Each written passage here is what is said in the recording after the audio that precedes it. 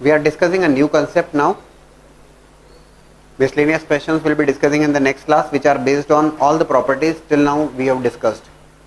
But presently we will be discussing about the concept, new concept, that is about the integration of piecewise continuous function. Yeah, piecewise continuous function. What is that piecewise continuous function? If you remember, we have discussed a to b fx dx जब आप integrate कर रहे हैं,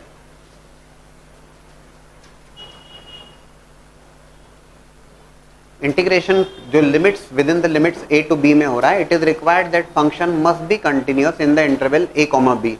function a, b में continuous होना चाहिए, requirement है. You know the meaning of continuity very well. ठीक है ना. अब जैसे मैं आपको एक छोटा सा सवाल देता हूं, सिंपल सा क्वेश्चन अगर मैं देता हूं आपको, if it is -2 to 3. Now the limits बड़ा इंटरेस्टिंग होंगे, वो सब कुछ समझ में आएगा आपको क्लास में. -2 to 3 greatest integer of x dx.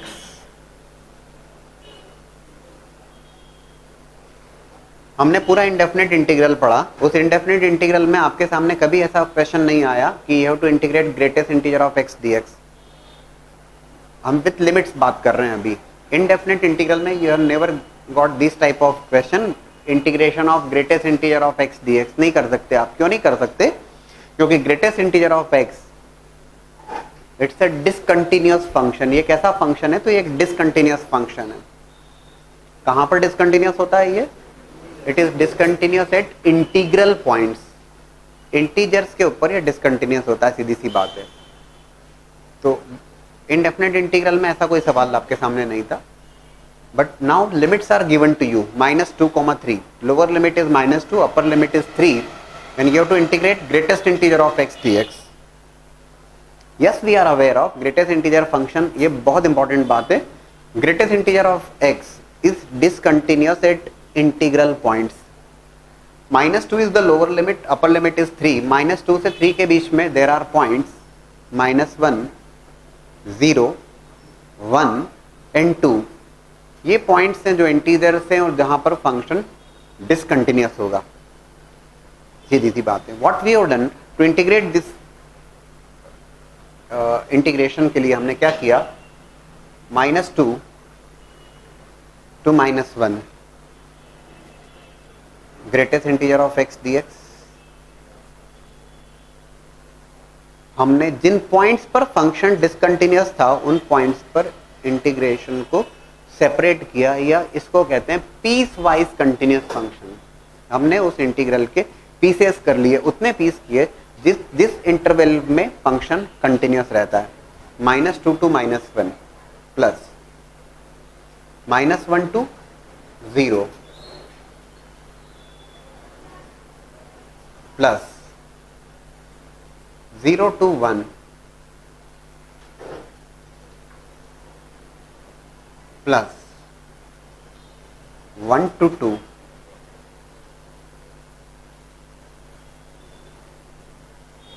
Plus 2 to 3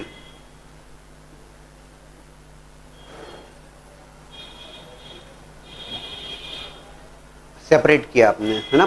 that's why there is a known, जो नेम उसके लिए रहा जाएगा piecewise continuous function. Piecewise continuous. -2 से -1 के इंटरवल में फंक्शन कंटिन्यूअस है. -1 से 0 में, 0 से 1, 1 से 2, 2 से 3. -2 to -1 ग्रेटेस्ट इंटीजर की वैल्यू -2 से -1 में -2 dx प्लस -1 से 0 में greatest integer is -1 dx plus 0 से 1 में greatest integer is 0 dx plus 1 से 2 में greatest integer is 1 dx plus 2 से 3 में इट इज 2 dx. अभी जो बात बची है वो ये है, सिंपल इंटीग्रेशन है. -2 ये तो कांस्टेंट हो गया. Upper limit minus lower limit, upper limit minus lower limit करोगे, what will be the result?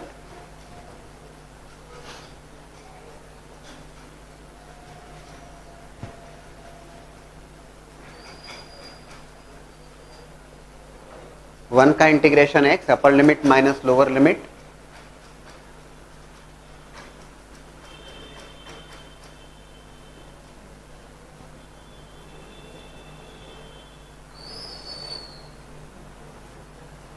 ठीक है, all of you are getting this,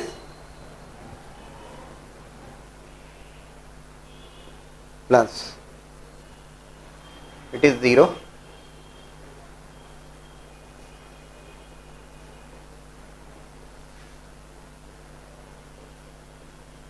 can you tell me the result please? What is that result? -2 plus -1 -3 plus 1 plus 2,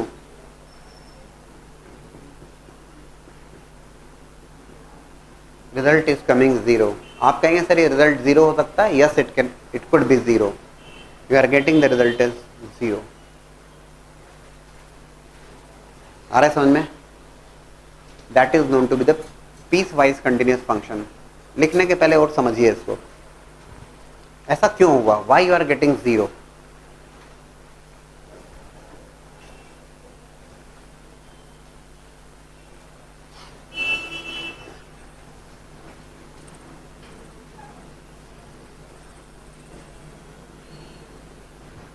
ध्यान से देखिएगा, limits are from -2 to 3.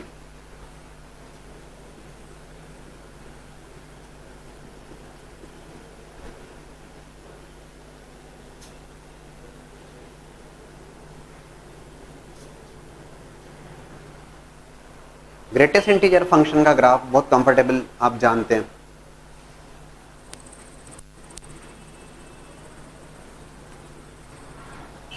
-2 to -1, greatest integer is -2,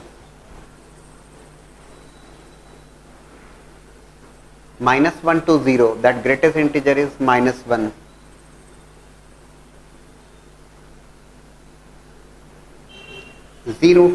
zero to 1, greatest integer is 0,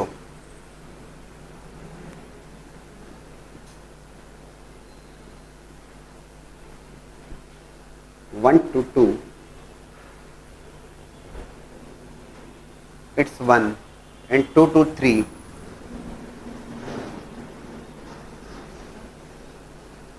it's 2. Clear है?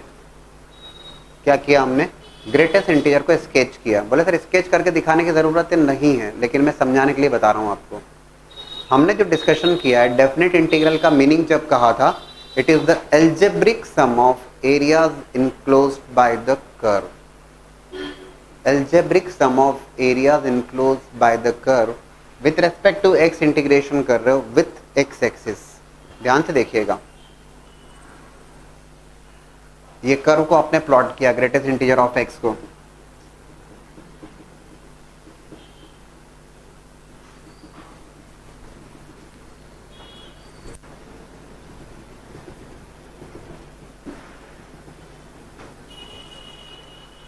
मुझे लगता है समझ में आना चाहिए, जरूर आएगा।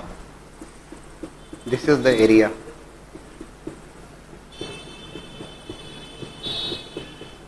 This is the area bounded by the curve. आप अगर ऑब्जर्व करेंगे ये रेक्टेंगल्स हैं, रेक्टेंगल्स का एरिया कैलकुलेट करना कोई बहुत बड़ी बात तो नहीं हुई आप लोगों के लिए। फॉर दिस रेक्टेंगल है ना, ये -2 और ये जो विड्थ है दैट इज 1, रेक्टेंगल का एरिया बोर्ड पे देखिए ना, जो रेक्टेंगल का एरिया होगा फॉर दिस -2 है ना, ये तो स्क्वायर बन गया -1, ये तो 0 लाइन है जो कि एक्स एक्सिस के ऊपर है, 0, 1/1 का स्क्वायर है 1, 1/2 का एक रेक्टेंगल है 2। What ever area is bounded below the x axis is negative, वो ऑटोमेटिकली यहाँ पे नेगेटिव ही आ रहा है, आपको ज़्यादा सोचने की आवश्यकता नहीं है। आप देख लीजिए -2 -1 0 1 2, same is happened here, -2 -1 0 1 2। Algebraic sum का मतलब ये हुआ कि जो पॉजिटिव पॉजिटिव, जो नेगेटिव नेगेटिव कैंसिल होके दैट विल बिकम 0। अभी क्लियर है आपको एल्जेब्रिक सम का मतलब? Algebraic sum of areas enclosed by the curve. That is the meaning, and that is the concept of piecewise continuous function. जिन points पर function discontinuous है, integral points पर, उन पॉइंट्स पर आपने इंटीग्रल को सेपरेट किया। ठीक है। अगर एरियाज के समय क्वेश्चन आता, सुन लेना इस बात को ध्यान से, क्योंकि आपको मतलब मैंने आपसे पहले भी कहा था कि एरिया के लिए बहुत अलग से कोई थ्योरी नहीं होने वाली है। Area is the application of the definite integral. अगर आपसे क्वेश्चन कहा जाता, सुनना इस बात को, find out the area bounded by the curve greatest integer of x, ये क्या था? ये डेफिनेट इंटीग्रल की वैल्यू फाइंड आउट की है आपने, जो 0 आया है। लेकिन क्वेश्चन अगर आपसे ये होता कि find out the area bounded by the curve greatest integer of x from -2 to 3, अगर area bounded by the curve पूछा होता, उस केस में रिजल्ट 0 नहीं होता। Area can never be negative. अगर एरिया की बात की जाती तो -2 you are going to put a modulus sign there, -1 mod sign there, 2 + 1 3, 3 + 3 6। Definite integral algebraic sum of areas है, इसलिए इट बिकम 0 पॉसिबल है। Yes, it could be negative also. Area कभी नेगेटिव नहीं होगा, समझ रहे हैं? एरिया अगर आपसे पूछा जाता -2 से 3 में, तब रिजल्ट होता 6। ठीक है। That is the concept of piecewise continuous function. We are discussing some more questions based on that.